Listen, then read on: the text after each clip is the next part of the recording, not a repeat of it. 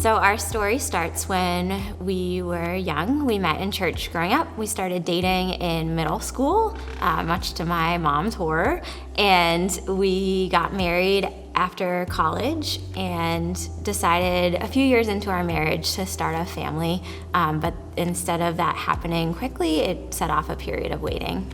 So after deciding to start our family, we looked into a variety of ways to grow our family and explored adoption, and specifically foster care stood out to us. So we enrolled in the classes through the state and got licensed and signed up to take a foster placement.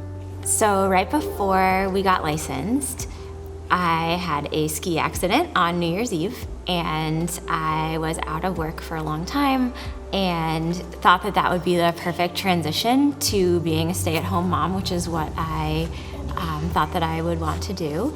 And so March 1st was the day that I was going back to work, and I just hoped that we would get a placement before March 1st. And it got to March 1st and we didn't have a placement, so I got ready for work and put on my big leg brace, and I had my wrist cast, and I was all ready to go to work. And at that moment we got a call, and we were told that there was a baby that needed a home. He had been with a foster family for a few days, and they wanted him to be in a placement where there was the potential for adoption. Rachel and I both grew up in families that were very welcoming to people in need.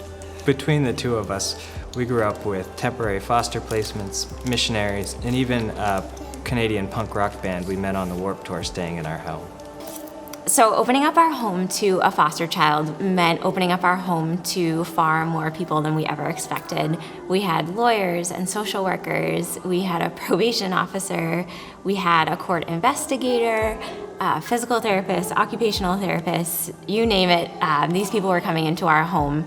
Not only did I have to learn to keep our house neater, but also we were able to just really learn about God's heart for hospitality.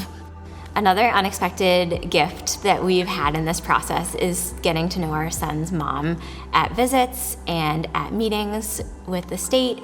We've just been able to develop a wonderful relationship with her and really both work together to help Jaxx.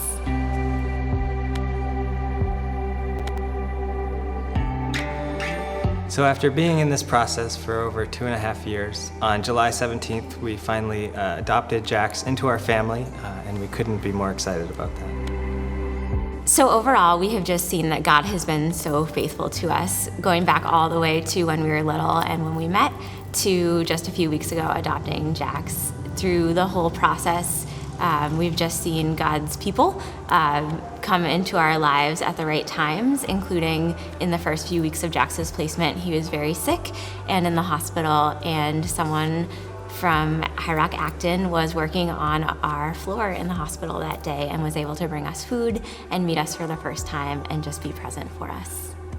The past 2+ years have been hard, but also so good.